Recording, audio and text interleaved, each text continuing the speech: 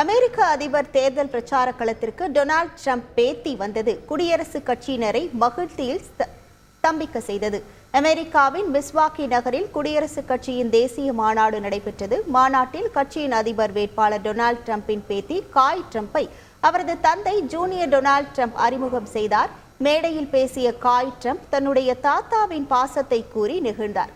தன்னுடைய தாத்தாவும் சாதாரண தாத்தா போல்தான், எனது பெற்றோர் வீட்டில் இல்லாத போது அக்கறையாக பார்த்து கொள்வார் என்றார். தாத்தா சுடப்பட்டார் என்ற செய்தியை கேட்டு அதிர்ந்ததாக குறிப்பிட்ட காய் ட்ரம்ப், இந்த மாதிரி ஒரு செயலை செய்வார் என்று நினைக்கும் போதே கவலை அளிக்கிறது என்றார்.